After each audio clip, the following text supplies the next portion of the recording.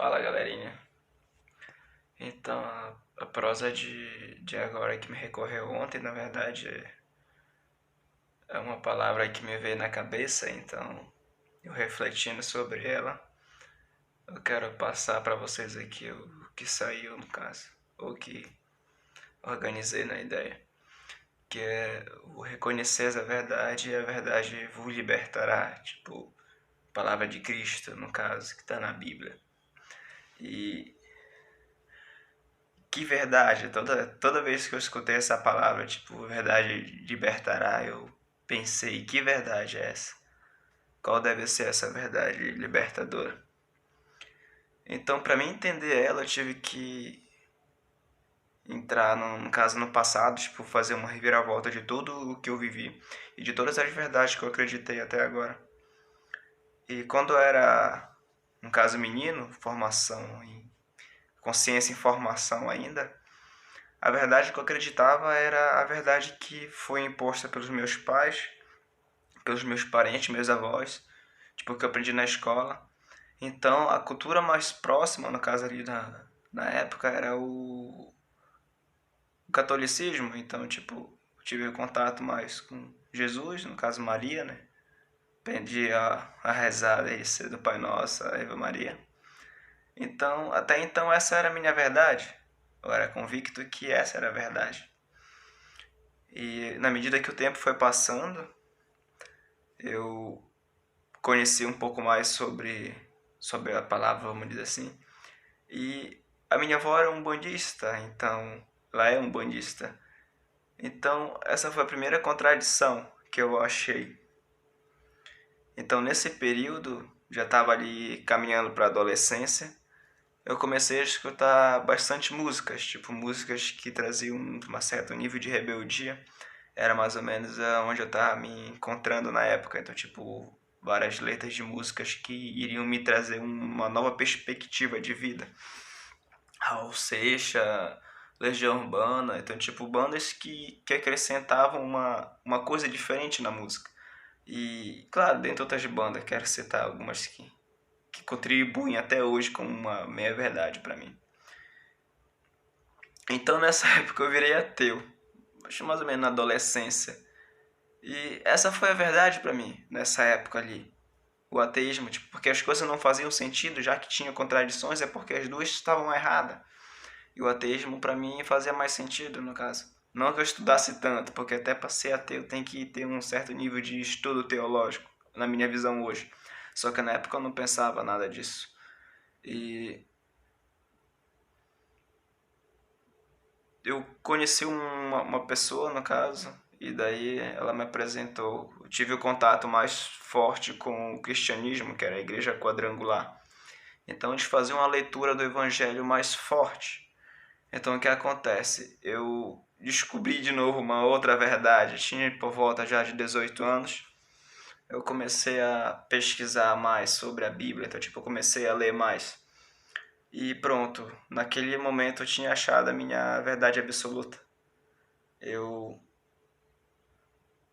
eu comecei a olhar para o passado, no caso, e criticar, vamos dizer assim, as verdades que eu já tinha vivido antes, mas que tinham constituído para a minha formação. Mas eu não tinha essa percepção. Eu, no caso, contrariava, julgava tanto os católicos quanto os próprios ateus, os ubandistas. Então, tipo, eu olhava para o meu passado e condenava, sabe? Então, tipo, isso me dizia que, no caso, isso me diz hoje que eu ainda não estava na verdade. Porque se eu olhar para o meu passado e condenava, então eu ainda não poderia estar na verdade. E foi isso que depois de um tempo, até o cristianismo para mim já não era suficiente, sabe? Eu aconteceu algumas coisas, então tipo, algumas mudanças foram necessárias na minha vida e uma viagem, no caso, para Santa Catarina, pro sul do Brasil, no caso, né, vindo parar pro sul. Então, essa viagem, ela me trouxe de novo uma certa crise existencial. Então, tipo, aqui a realidade é outra. As pessoas não têm tanto esse contato com igrejas como tem no Pará. Eu acho que no Nordeste também deve ser assim. Então, aqui é outra realidade.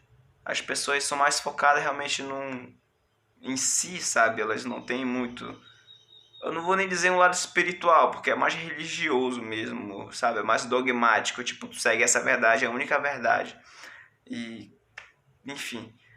Então, isso pra mim não fazia sentido, eu entrei numa certa crise existencial.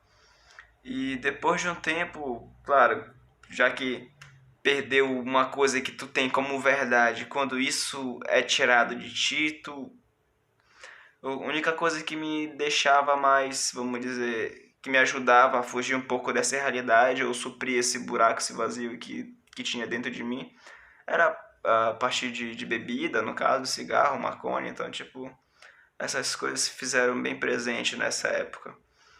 E como eu estava bem cético em relação à humanidade, então, tipo, para mim não fazia mais sentido nenhum, de certa forma, eu pesquisei uma vez qual o futuro da humanidade. Sim, na minha visão pessimista, no caso da vida, né? Sendo ateu de novo, porque a minha vida não estava sendo do jeito que eu tinha projetado para ser. Tipo, tudo que eu tinha planejado tinha dado errado até então. Eu acho que já para os 19 anos, quase 20 mais ou menos, eu 19 anos para ser mais exato. Quando eu pesquisei isso no YouTube, qual o futuro da humanidade, apareceu um livro de Augusto Cury, ou Curie, não sei mais ou menos como pronuncia. E esse livro, no caso, era um audiolivro, no caso, audiobook. E eu botei e nessa época, como eu estava consumindo a maconha, então, tipo, distorcendo um pouco, no caso, a maconha ela é usada em algumas crenças, algumas seitas, vamos dizer assim, xamânica, alguns rituais hindu também, enfim, várias outras crenças aí que eles usam como uma forma de uma ferramenta para introversão, então, tipo, para se autoconhecer. E foi certo que, através desse livro, no caso, de Augusto Cury, eu comecei a fazer essa investigação, sabe? Porque a narrativa do livro trazia essa, no caso, psicologia imposta, sabe, nos livros. Então, foi daí que eu desenvolvi uma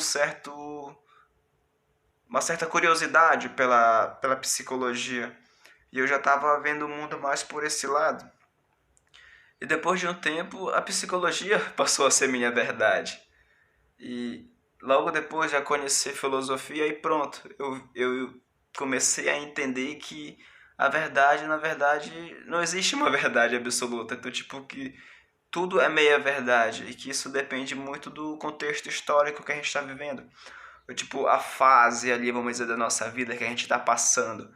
Às vezes o católico, no caso, daquela fase ali que ele está vivendo, aquela é a verdade para ele. Mas se continuar estudando, aos poucos essa verdade ela vai sendo atualizada, se reconstrói, vamos dizer assim, porque na medida que a gente muda, a nossa verdade muda. E depois que eu comecei já a buscar várias coisas, tipo o hinduísmo, o budismo, e eu me perguntava como que para essas pessoas também é verdade, sabe? Eu não entendia muito bem.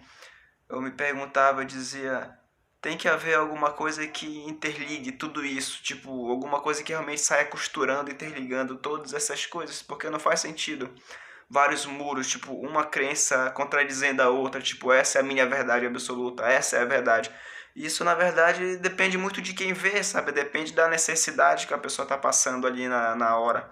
Depende do contexto histórico, tipo, com a influência da cultura que vai ter ali na formação da consciência dela. E se ela não saber que isso é só uma formação no seu mindset, é o que você vai ser, sabe? Então era o que eu era. Então, tipo, cada momento que eu vivenciei me trazia uma nova percepção, uma nova verdade. E depois que eu conheci entrando para ser um pouco mais certinho da experiência que eu tive, eu conheci também o espiritismo, né? Aí daí foi uma coisa mais contraditória ainda, comparado ao cristianismo e outras culturas que eu já vinha estudando. Filosofia, enfim, contradizia muita coisa também. Aí eu dizia, como assim? As pessoas creem nisso, então não tem como uma pessoa se manter numa religião, tipo, envelhecer, estudar muito sobre aquilo e não ser real, sabe? Se ela tá ali até hoje é porque é real para ela. E depois de um tempo estudando mais, eu conheci o conceito geral sobre espiritualidade, que é uma coisa mais livre, que é aquilo que o teu espírito procura. E quando eu li mais sobre esse conceito, é como se tudo, sabe, se formasse, tipo, o quebra-cabeça se juntasse e fosse mais perceptível, ver que a verdade é aquilo que a gente acredita, e que se a gente fosse interligar uma verdade para todas elas, é só o amor. Amar teu Deus acima de todas as coisas, ter teu próximo como a ti mesmo. E a gente tem na Umbanda também. A Umbanda, ela segue esse mesmo princípio de Cristo e dentre outros. O católico, a gente tem a variação dos santos, que é a representação de Deus também. No hinduísmo também a gente tem essa ramificação muito maior de Deus, vamos dizer assim. A gente tem em cultura bem mais antiga, tipo como na Grécia, no caso, tipo os deuses gregos, que são Poseidon, Hades, que são a representação de um deus do inferno. A gente tem no cristianismo que é o próprio Lúcifer, que é a representação do negativo. A gente tem no budismo, que é esse yin yang, sabe? Que é tipo o lado negro e o lado, vamos dizer assim, branco, no caso, o lado da luz. E que na verdade as duas coisas habitam em nós, sabe? A gente é os dois, a gente está aqui nessa caminhada para reconhecer exatamente isso. Se a gente for, independente do ponto de vista que a gente vê, que é a religião, a escultura, sempre vai ter esse lado bom, arquétipo bom e mal, sabe? E é normal. Se você parar de criticar, de pegar a pedra e realmente querer tacar numa religião porque você não compreende, quando você começar a estudar e tentar compreendê-la, você pode mudar sua percepção, porque você vai ver por uma outra lente, você não vai mais ser tão ignorante ao ponto de achar que você carrega a verdade absoluta, que você tem que contradizer ou julgar o seu irmão. Tipo, tá aí Jesus dizendo, não julgue, né? Que na medida que julgar será julgado. Mas se você compreender, você vai estar muito mais integrado, porque você vai ver o que as outras pessoas veem. E essa é a verdade para mim, hoje em dia. Eu não sei se ficou bem explicado, mas é basicamente isso. A verdade é aquilo que você crê, dependendo da realidade que você tá. Se aquilo te incentiva a ser um ser humano melhor, se te torna melhor, essa é a verdade. No conceito geral, é aprender a amar. É isso.